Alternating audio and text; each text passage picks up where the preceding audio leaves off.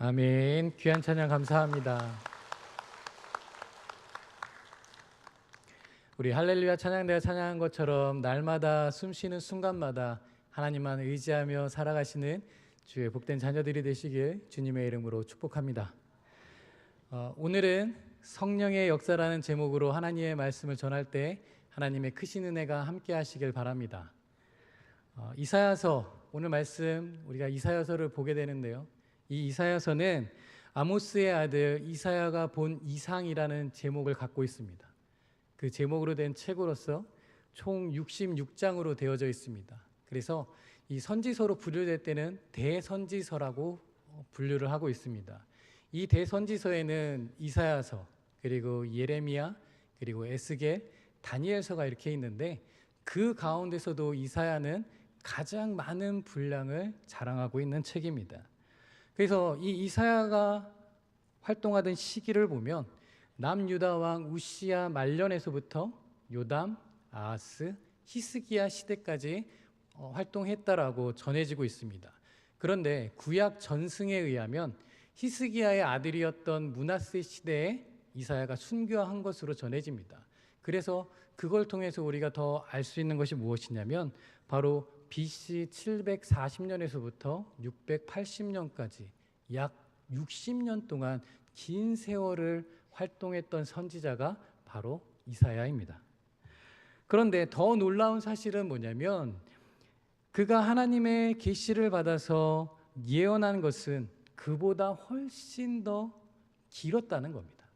그래서 BC 586년 예루살렘이 함락되어지고 또 바벨론으로 백성들이 끌려가는 그것을 분수령으로 한 포로 귀환 시대까지, 그리고 더 멀리는 예수님의 신약 시대, 그리고 더 멀리는 세상 끝날 심판과 회복이라는 대서사를 넘어 새 하늘과 새 땅을 도래시킬 거라는 원대한 종말론의 예언까지, 그 어떤 예언서들보다 가장 포괄적이고 광범위한 예언서가 바로 이사야서입니다. 그러면 우리가 왜 이 시점에서 이사야서를 조명해야 하는가?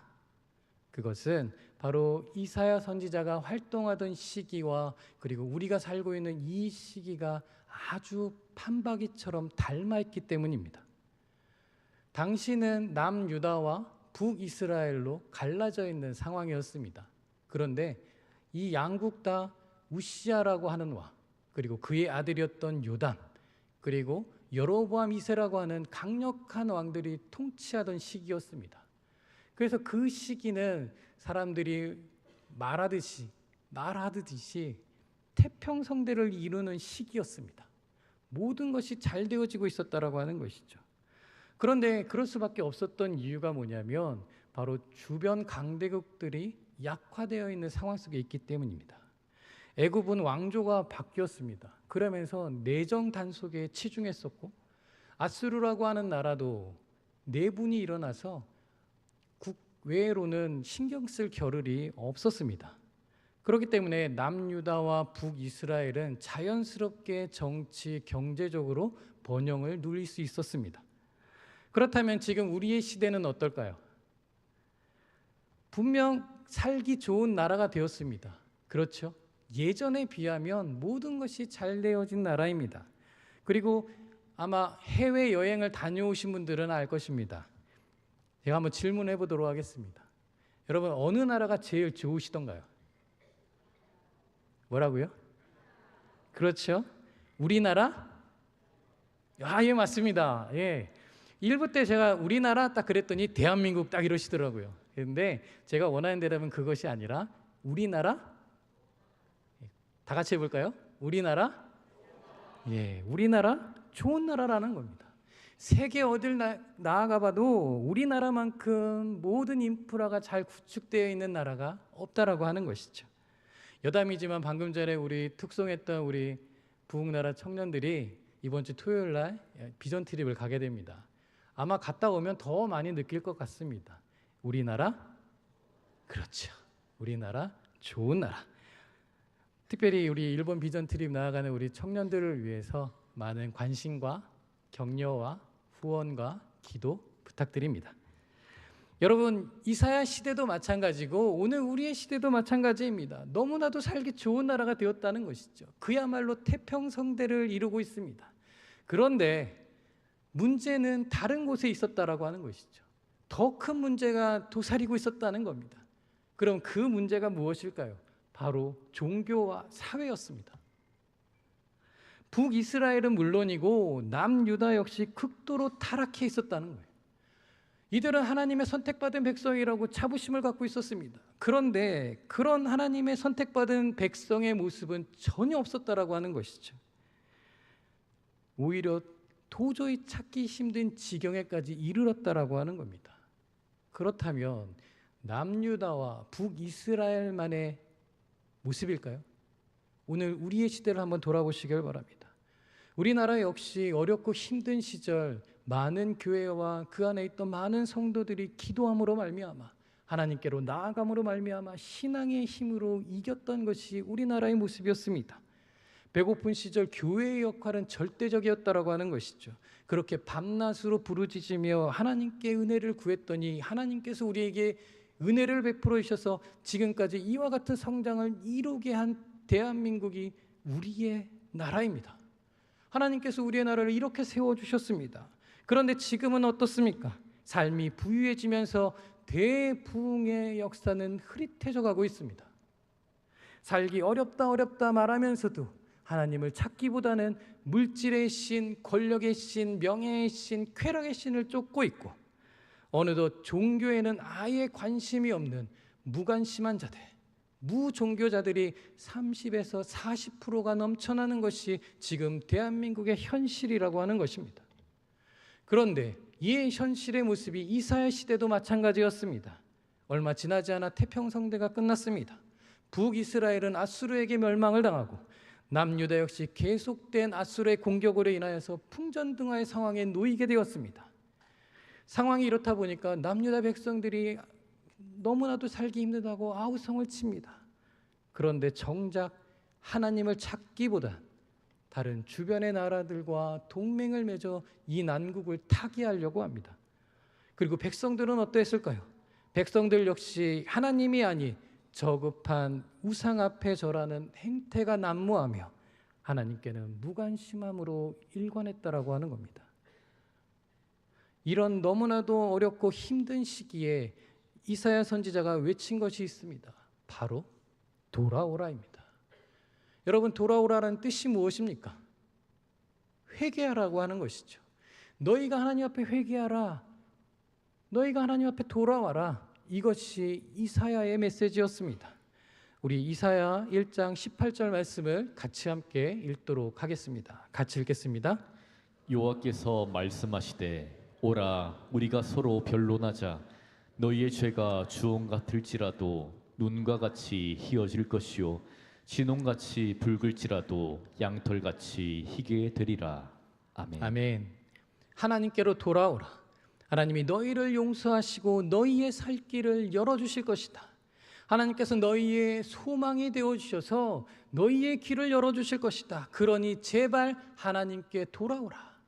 이것이 이사야의 메시지였습니다. 사랑하는 성관 가족 여러분, 이렇게 살기 어려운 시대일수록 우리가 간절히 찾아야 할 것은 세상의 신들이 아닙니다. 그렇다면 우리가 찾아야 될 신은 무엇입니까? 누구입니까? 갈 길을 잃고 방황할 때 푸른 풀밭으로 인도하시는 하나님, 우리를 불쌍히 여기셔서 자신의 독생자이신 예수님을 이 땅에 보내셔서 우리를 구원하시고 영생의 소망을 주신 하나님, 이 세상 가운데 우리를 살아갈 수 있도록 인도하시고 불가능한 일도 가능하게 하신 하나님, 여러분, 우리가 찾아야 될 신은 성부, 성자, 성령 하나님이십니다.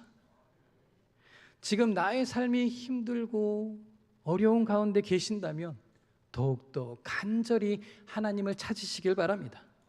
왜냐하면 나는 하나님의 사람이요 하나님의 DNA를 가진 하나님의 자녀이기 때문입니다. 이와 같은 고백으로 나아가시는 저와 여러분이 되시길 주님의 이름으로 축복합니다. 오늘 이사야 선지자도 동일하게 선포하고 있습니다. 우리가 읽지는 않았지만 이사야 32장 전체를 보시면 이사야 선지자는 장차 오실 왕, 예수께서 이 땅에 오셔서 공의와 정의로 통치하실 것을 이야기하고 있습니다. 그렇다면 우리는 어떠한 모습으로 나아가야 될까요?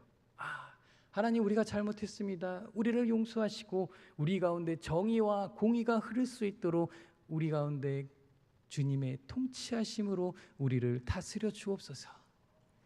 이렇게 나아가면 얼마나 좋을까요? 그런데 이사야가 이렇게 선포했음에도 불구하고 남유다 백성들은 듣는 둥 마는 둥 하고 있습니다. 오늘 9절에서 14절까지 말씀을 보시면 이런 안타까움을 마음을 가지고 이사야 선지자는 안일함에 대처하고 있는 남유다 백성들에게 심판을 경고하고 있습니다. 이 말씀을 한마디로 요약하면 이것입니다. 모든 것이 폐허가 될 것이다. 모든 것이 초토화가 될 것이다. 그러하기에 너희는 주님 앞에 돌아와야 된다. 안타까운 마음으로 경고하고 있다라는 것이죠. 그런데 이 메시지를 우리 역시 귀담아 들어야 됩니다. 왜냐하면 우리 역시 하나님을 간절히 찾지 않게 되면 우리의 영과 우리의 육과 우리의 혼이 모두 황폐하게 되기 때문입니다. 그러하기에 이 메시지에 귀를 기울이시길 바랍니다. 우리를 다스리는 왕은 딱 한 분뿐입니다. 누구십니까? 우리의 하나님이십니다. 우리의 예수님이십니다. 우리의 성령님이십니다. 우리가 이와 같은 모습으로 나아가야 한다라고 하는 것이죠. 그렇기 때문에 우리는 어떠한 고백으로 나아가야 되느냐? 나는 하나님의 사람, 하나님의 DNA를 가진 하나님의 자녀입니다. 이 고백이 우리의 고백이 되어야 됩니다. 왜 이 말씀을 계속 드리냐면 우리가 하나님의 자녀답게 살아야 되기 때문이죠. 여러분, 하나님의 자녀답게 산다라는 것이 무엇입니까? 하나님을 전적으로 의지하는 것입니다. 하나님을 전적으로 신뢰하는 것이고 하나님을 전적으로 의지하면서 간구하며 나아가는 것이 우리의 삶이 되어야 되기 때문입니다. 왜냐하면 이것이 우리의 본분이요 그리스도인의 정체성이기 때문입니다. 그러기에 이와 같은 삶을 살아내시길 바랍니다. 내가 온전히 의지할 분 하나님, 내가 온전히 기댈 분 예수님, 나에게 소망을 주시는 분 성령님, 그러하게 온전히 하나님만을 의지하며 살아가시는 저와 여러분이 되시길 주님의 이름으로 축복합니다.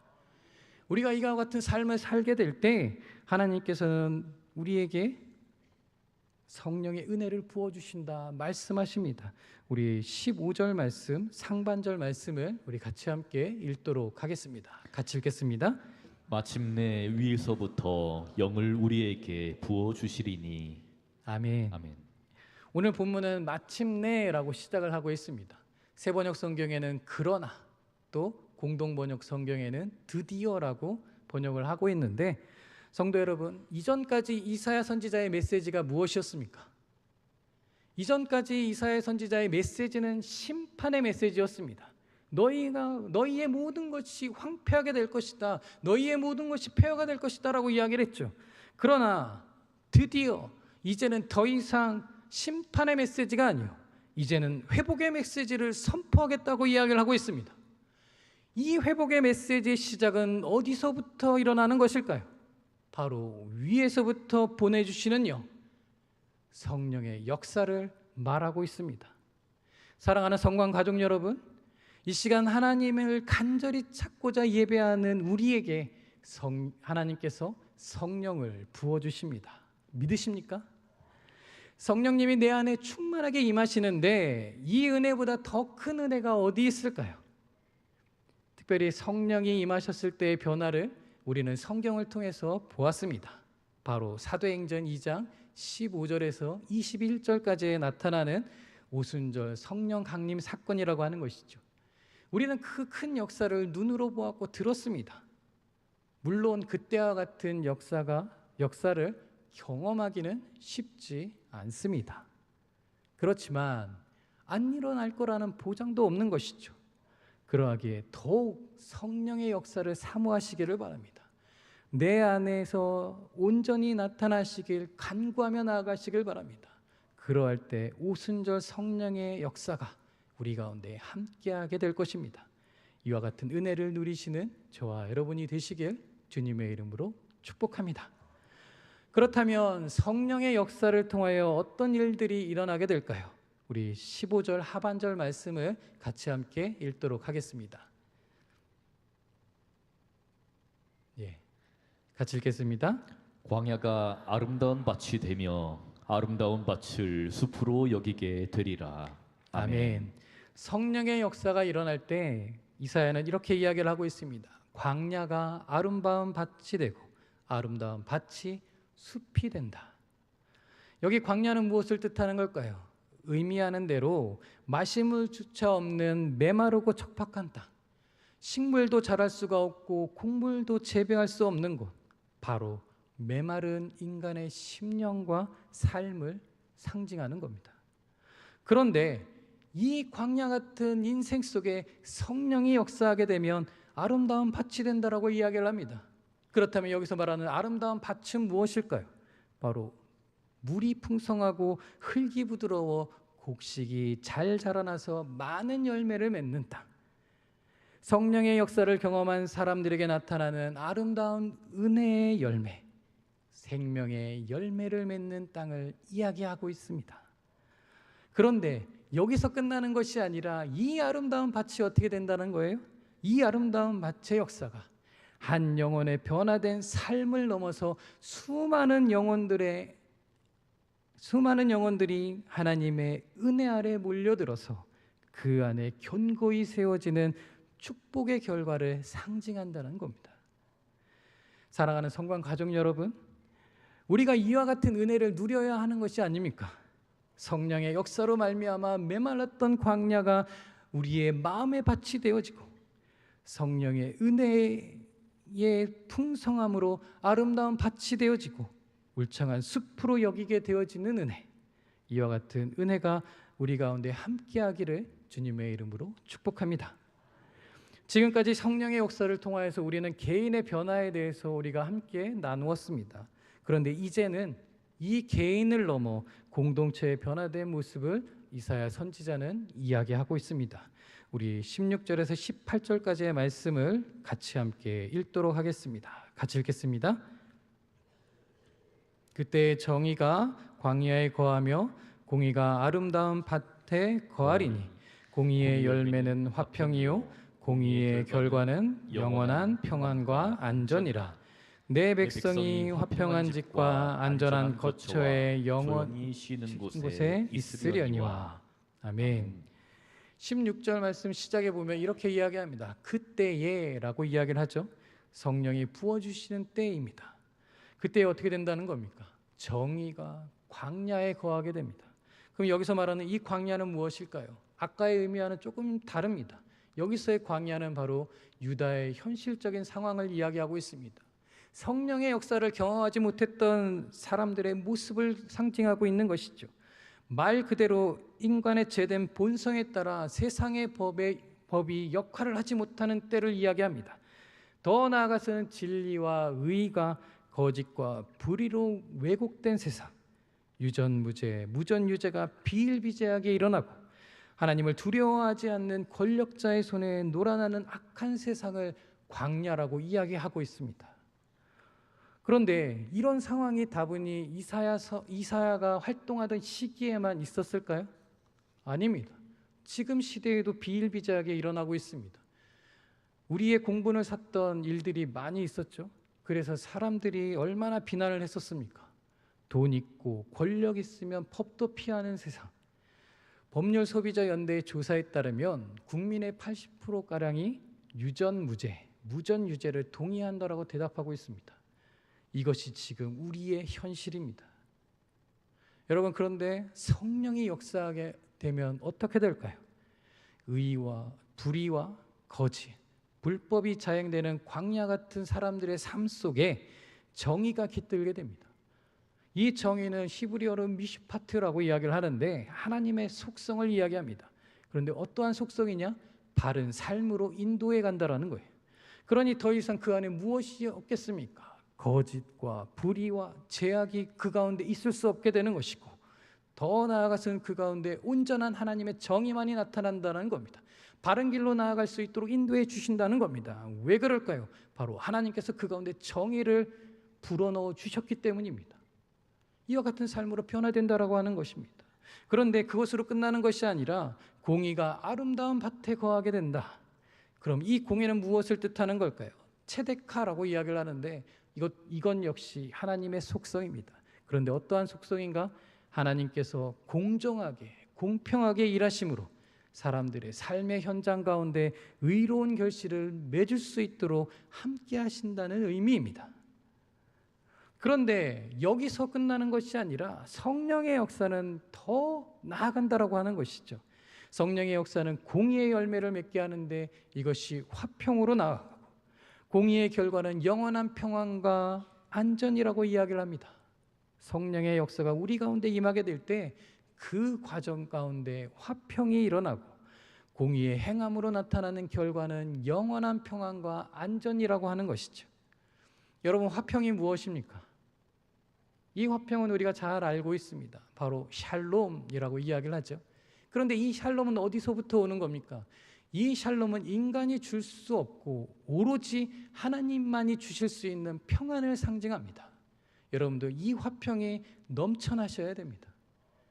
하나님으로 말미암아 화평을 이루어 가셔야 됩니다. 그런데 거기서 끝나는 것이 아니죠. 영원한 평안을 누릴 수 있다라고 이야기를 합니다. 그럼 영원한 평안은 무엇일까요? 바로 심령의 진정한 휴식을 이야기합니다. 하루를 보람있게 살기 위하여서 정직한 땀을 흘리며 성실한 수고를 다하는 자가 누리는 의미 있고 가치 있는 쉼의 상태, 그때를 바로 영원한 평안이라고 이야기를 합니다. 그럼 여러분, 안전은 무엇일까요? 안전은 하나님의 뜻에 합당한 삶을 사는 자들이 누리는 전혀 두려움 없는 삶을 의미합니다. 그럼 이와 같은 일들이 왜 일어날까요? 바로 우리 하나님께서 이 모든 것을 보장하고 계시기 때문입니다. 그러하기에 어떤 위기가 온다 할지라도 우리가 성령의 역사 안에 거하게 되면 우리 마음의 평강, 우리 마음의 안전, 우리 마음의 화평, 이 모든 것을 빼앗길 수 없게 된다라고 하는 것이죠. 여러분, 우리가 이와 같은 삶을 살아내게 되면 하나님의 백성들은 또 어떻게 되어져 갈까요? 오늘 말씀에 이렇게 이야기를 하고 있습니다. 화평한 집, 안전한 거처, 조용히 쉬는 곳에 있으려니와. 이것이 우리의 삶이 되어야 됩니다. 그럼 여기 나오는 18절 말씀, 화평한 집, 안전한 거처, 조용히 쉬는 곳은 무엇을 상징할까요? 바로 장차 여호와 하나님의 백성들이 거할 처소를 이야기하는 겁니다. 지금 시대를 보면 여전히 우리는 전쟁 가운데 있고, 여전히 우리는 기근 가운데 있고, 여전히 고난의 재난의 고통 가운데 있습니다. 끊임없이 온갖 대적들이 일어나고 있고 위협과 핍박과 박해 속에 우리는 여전히 살아가고 있습니다.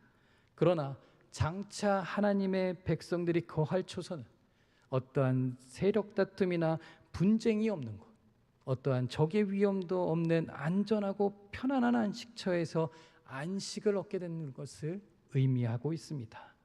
그러하게 사랑하는 성관 가족 여러분, 성령의 역사를 신뢰하시길 바랍니다. 성령의 역사를 믿으시길 바랍니다.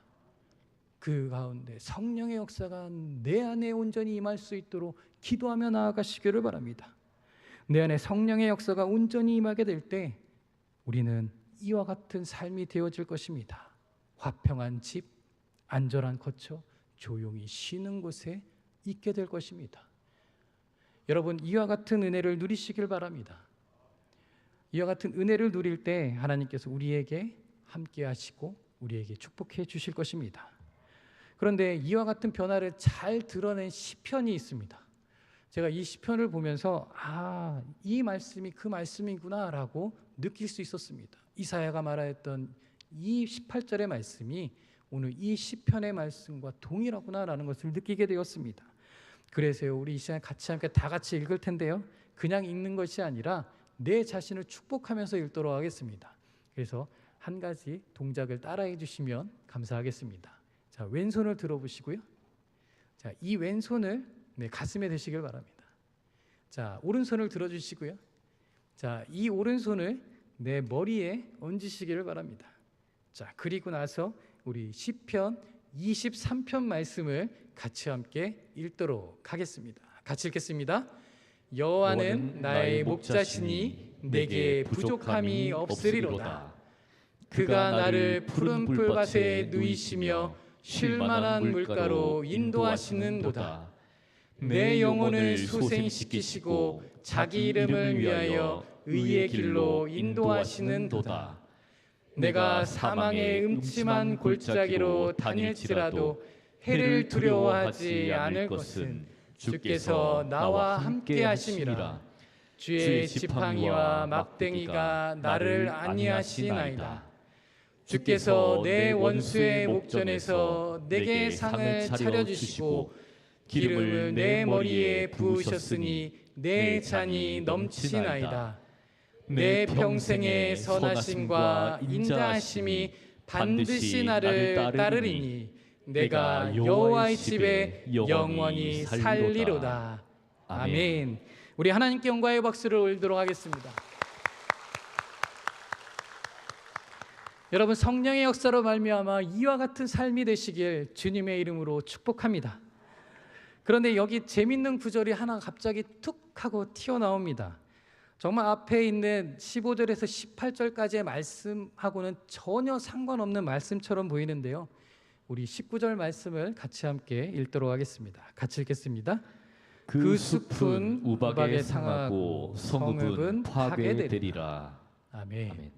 이전에 이사야가 했던 말씀을 보면 이대로만 살면 좋겠다라고 그 말씀이 계속 이어지고 있는데, 갑자기 그 숲은 우박에 상하고 성읍은 파괴되리라라고 이야기를 하고 있습니다. 그렇다면 여기서 말하는 이 이사야가 여기서 말하는 이유가 무엇일까요? 여기 말하는 이 숲과 성은 바로 유다와 그의 도성이었던 예루살렘을 이야기하고 있습니다. 그런데 이 유다와 예루살렘이 어떻게 된다는 걸까요? 모든 것이 다 파괴된다라는 겁니다. 아무것도 남지 않게 된다라고 하는 것이죠. 말 그대로 다 무너지게 된다라는 겁니다. 이럴 때 우리의 마음의 상태는 어떨까요? 낙담하게 될 것입니다. 불안하게 될 것입니다. 좌절의 연속일 것입니다. 그것이 확실해 보이는 것이죠. 이제는 우리는 다 망했어. 이제는 우리는 다 끝났어. 이제 우리는 아무것도 할 수 없어 라고 고백할 것입니다. 그런데 지금 우리 안에 무엇이 거한다고 이야기를 하고 있습니까? 성령의 역사가 우리 가운데 임하고 있습니다. 이 성령의 역사로 말미암아 이 모든 것은 그저 이대로 끝나는 것이 될 것이고, 우리 안에는 온전히 무엇이 들어가게 된다? 하나님이 들어가게 되신다는 겁니다.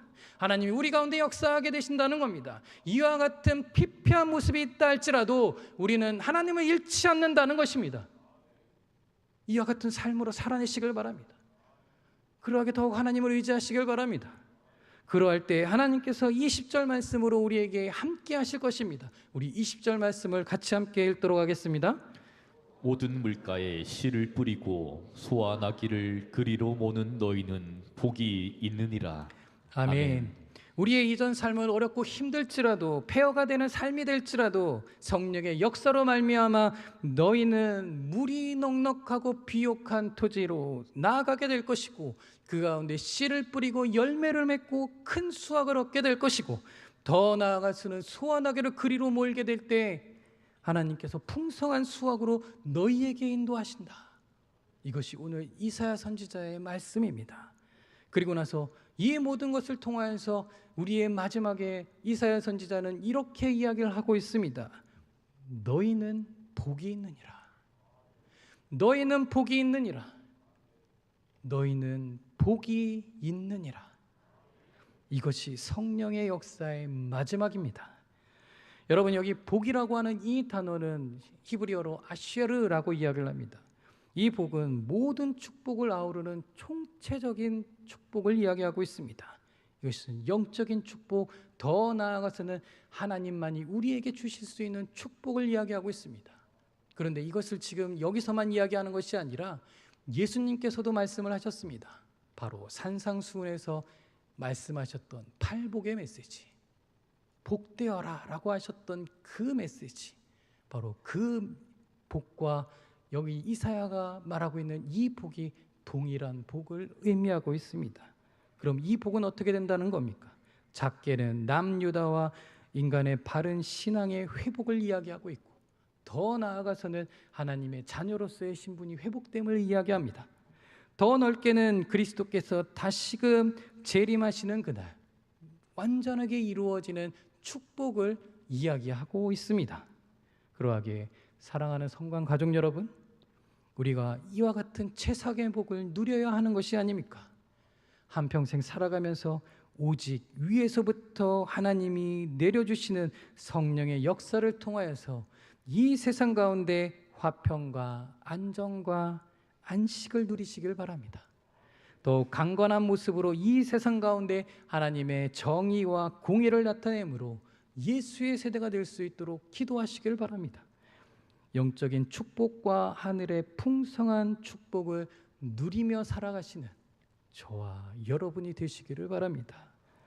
이와 같은 삶을 살아내게 될 때 하나님께서는 우리에게 은혜를 더하여 주실 것이고, 우리의 삶을 푸른 불과 맑은 시냇물가로 인도해 주실 것이고, 그 가운데 우리는 하나님께 영광을 돌리며 감사하는 인생이 될 것입니다. 이와 같은 삶을 온전히 살아내시는 저와 여러분들이 되시길 주님의 이름으로 축복합니다. 같이 함께 기도하겠습니다. 사랑과 은혜가 충만하신 아버지 하나님, 우리 가운데 성령의 역사가 임할 수 있도록 인도하여 주시옵소서. 성령의 역사를 사모하며 나아가는 우리의 삶이 되어지도록 인도하여 주시옵소서.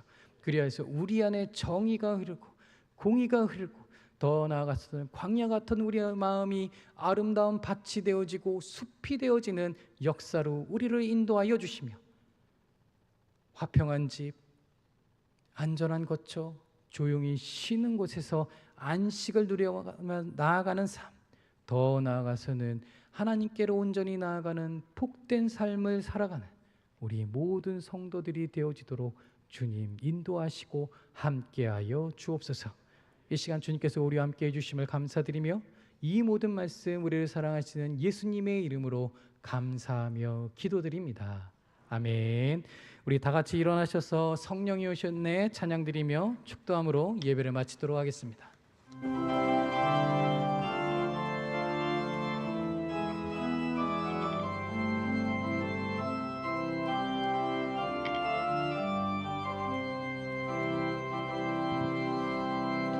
허무한 시절 지날 때, 깊은 한숨 내쉴 때, 그런 풍경 보시며 탄식하는 분 있네. 고와 같이 너희를 버려두지 않으리. 내가 너희와 영원히 함께하리라. 우리 두 손 높이 들고 성령이 오셨네. 성령이 오셨네. 성령이 오셨네. 내 주에 보내신 성령이 오셨네.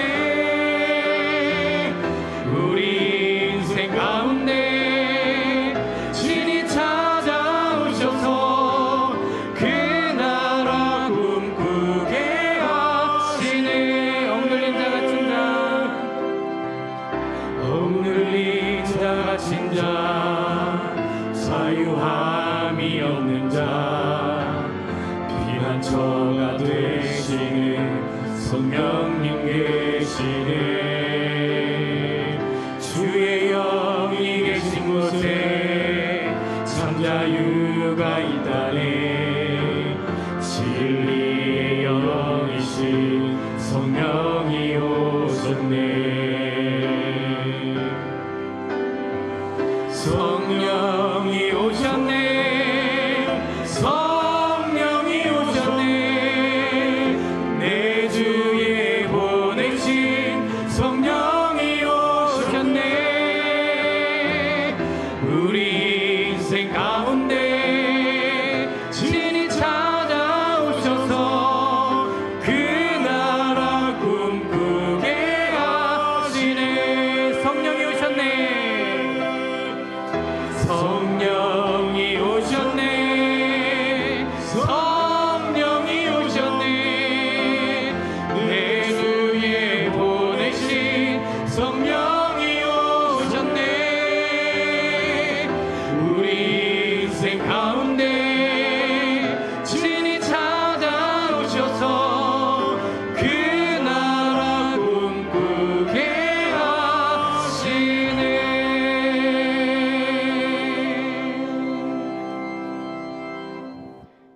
이제는 우리 주 예수 그리스도의 은혜와 하나님 아버지의 놀라우신 사랑하심과 성령님의 감화감동 교통하심이 오늘 이 시간 성령의 역사로 말미암아 하나님의 은혜의 자리에 남기를 바라며 하나님의 은혜의 자리에 푹 빠지기를 바라며 나아가는 우리 모든 성관 가족들 머리머리 위에, 또 특별히 이번 주간 일본 비전 트립으로 나아가는 우리 부흥나라 청년부 친구들 머리머리 위에, 또한 완도에서 수련회를 하는 비전나라 청소년부 친구들 머리머리 위에, 또 오늘 새가족으로 우리 이순원 성도님 머리머리 위에 이제로부터 영원토록 함께하옵시기를 간절히 축원하옵나이다. 아멘.